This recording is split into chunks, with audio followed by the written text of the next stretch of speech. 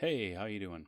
I'm gonna walk through a few more things related to the Motion Graphics Explainer project, the one for the Electoral College. And a couple of things I'm going to try and cover as quickly as I can. It's just one strategy for marking audio. It's a little bit different than what we did in previous assignments and projects. Then I'm going to walk through a little bit about animating numbers, since that's part of the project.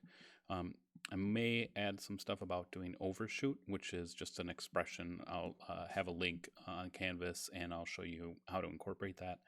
And then exporting render tests. First things first, make sure that whenever you're working with your audio, that you also have your script open somewhere, so that you can refer to that as you go through and make sure that you're keeping good notes for yourself in your After Effects project. So I imported the audio so that I could work with it. And rather than just kind of dumping it right into a composition where I'm animating, a different strategy that might be helpful, considering that you're going to have multiple parts to the sequence. All of those sections probably don't want to animate in one composition.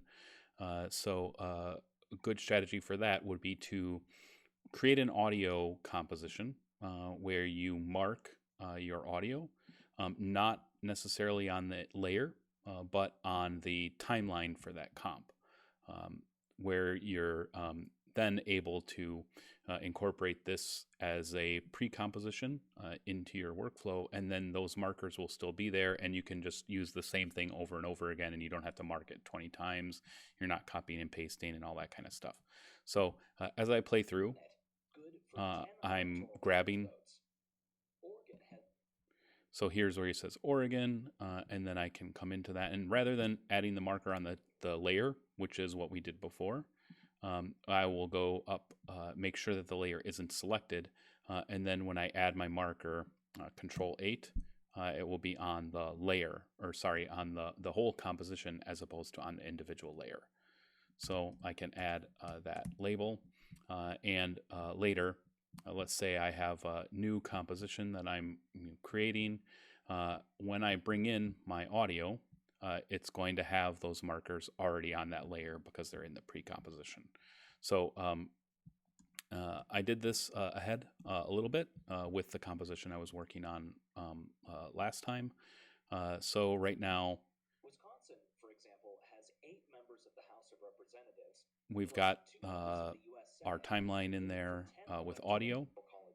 So now when I preview it, I can see where I am. And then down the road, when I need to start to combine these different things into one timeline and work on the transitions between the different styles or the different frames that I'm shooting for, what I'll do then at that point is turn off the audio. And then I just have to make sure that I'm on the same time in this layer where I would be when it comes into the composition. So essentially, I would more or less compile all of my design sections into one timeline, and then I will replace the audio by inserting the same pre-comp with the audio labeled already. And then I'm just kind of matching up again. So timings should be pretty straightforward at that point. What I want to spend a little bit of time on next is animating numbers. So you'll notice in this section that I'm focusing on, it's 8 members plus 2 equals 10 electoral college votes. So as far as animating this goes, I'm going to show 2 ways really quickly. First is a very, very simple method. Not the most dynamic, but it works in a pinch. And like a lot of other motion design, if I think of this as a building block, then I can add on to that other kinds of secondary animations or overlapping action. So I'm going to go into that layer, and I'm going to go to where it says source text, and I'm just going to turn on keyframes right at the beginning. So basically, keyframing the source text will allow you to put in different text at different times. So in this section is where he says +2. now that I've got to source text as a keyframed element, anytime that I type in, let's say it's going to be +2, and then I come down to where he says 10, and I can type in 10. So now has 8 members of the House of Representatives plus 2 members in the U.S. Senate, good for 10 electoral. So it's not very exciting, but it's a starting point, and I can build from there. Something else I might add, maybe as a secondary animation or something along those lines, is color.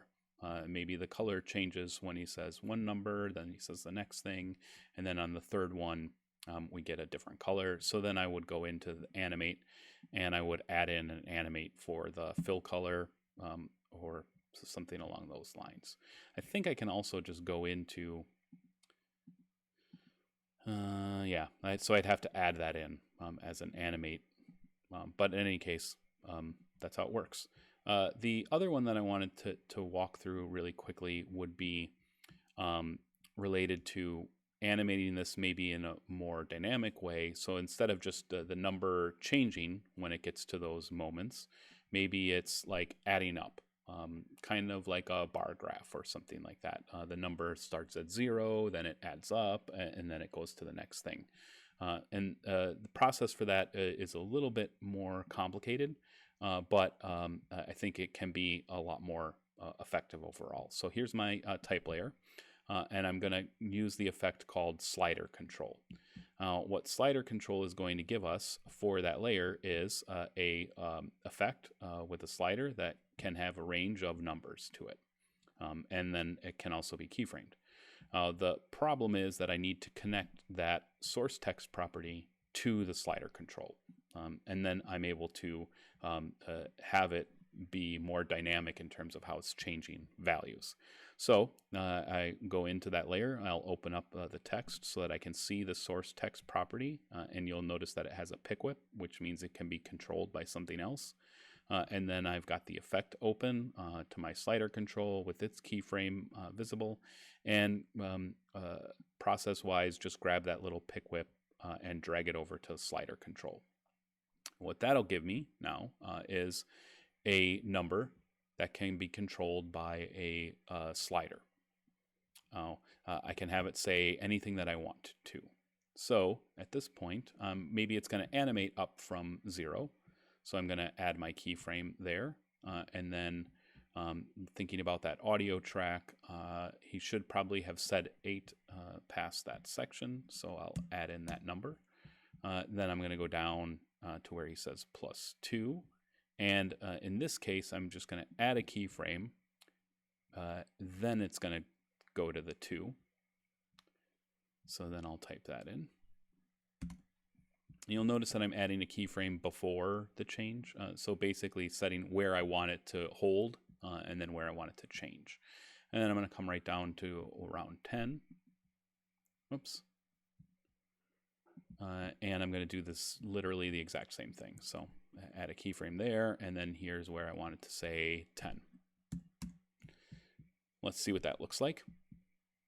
Has 8 members of the House of Representatives plus 2 members in the U.S. Senate, good for 10 electors. Now, you'll notice that in some of those cases, it looked like it was working really well, and then in another one, it's crazy.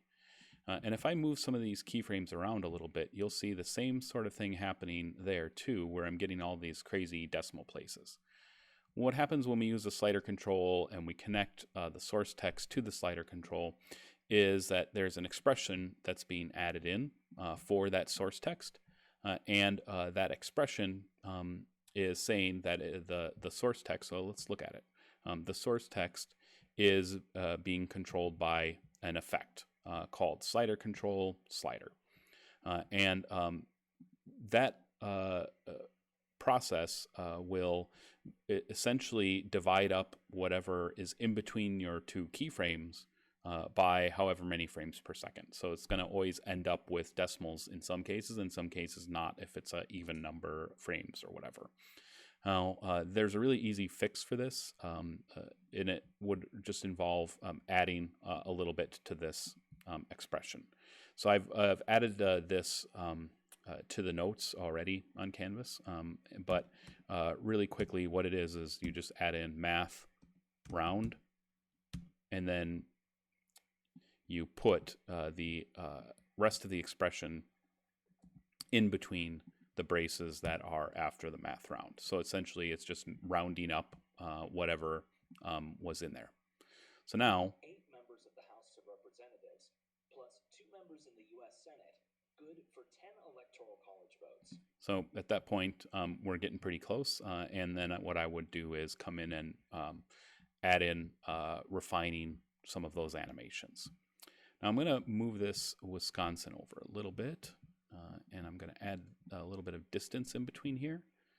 And I'm going to do the same thing with this one. The thing that I wanted to just quickly show as an additional option will be related to making some of those simple movements a little bit more interesting, in that, right now it's just sort of like animating into position, and then it moves to the next position, and so on. And if we think about those animation principles that we looked at earlier in the semester, one of the things that you might remember is that there's something called follow through or something like that. And essentially what follow through would refer to is that, maybe something when it's moving or it's going from point to point, perhaps it goes past a little bit and then settles back down, or it overshoots, or it bounces, or something like that. And there are some additional ways to do things like that with expressions as well, but they're really, really kind of complicated.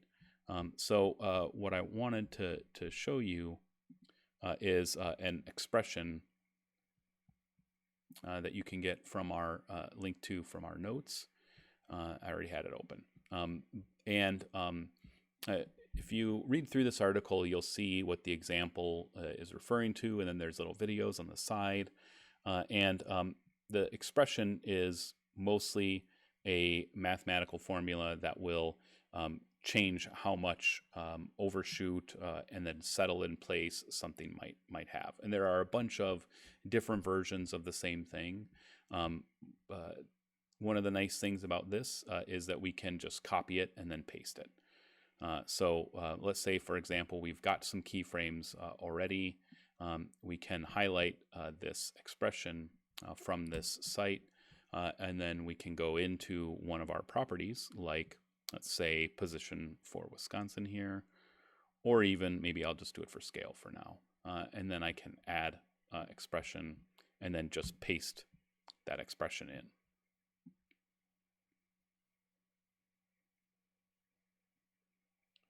So you can't see it too much, but its scale is overshooting here at the end. And let's do it with the position as well, just so that maybe it's a little bit more dramatic. So I'll just add the same expression. And now, Wisconsin, for example, has 8 members of the House. Sort of drifts into that spot. I'm going to do the same thing with my position and scale of the United States. So I'm going to go find that expression, going to paste that in, go to do the same thing for this scale. And there are other ways to sort of add this kind of expression. You'll notice that the more dramatic the action is, the more overshoot or bounce there's going to be. And if I'm not happy or I don't like how that works all the way, there is additional opportunities to go into that expression and then change the frequency and the decay or some of the main variables, and then you can refine how that overshoot looks or customize it a little bit. Not necessarily going to use it for sure in this version of the project, but I thought it would be kind of fun to play around with. You see how that one is really bouncy now? I guess to follow up with that, you can always add in more subtle animation. Like, let's say, for example, in my numbers, perhaps maybe instead of just only being in one position, maybe there's a little bit of drift. So, over the course of this section, that number, after it comes onto the frame, just sort of drifts up in the frame ever so slightly. So refining and kind of building off of something that's blocked in can be pretty fun to do. And at this point, I would be ready to start doing what I would consider motion tests. So right now, I've got a bunch of different versions of the same type of thing. So I've got different versions of my numbers animating in. I've got some overshoot and things like that. And this is where I would start doing an export for a motion test so that I can loop it in my QuickTime Player or something like that, and then see what's going on. So I will add this one to the media encoder queue to get a copy. Then I'm going to turn off that layer, and I'm going to do the one where it just changes type instead of rolling through numbers. And then I'll go ahead and export that one as well. And then I'll compare those two to each other and see which one is working best. And then I'll go from there, and I can come back into After Effects and get rid of the extra layers that I don't need anymore, or just duplicate the composition so that I don't lose that work, and sort of version up this section of the sequence. So that's more or less the things that I wanted to cover really quickly. It's a little bit longer than I expected, but hopefully that will give you some ideas to keep working through this project in terms of some strategies for the audio, animating numbers, and then thinking of things like overshoot and motion tests in terms of previewing the work as you do it instead of waiting till the very end. Thanks a lot.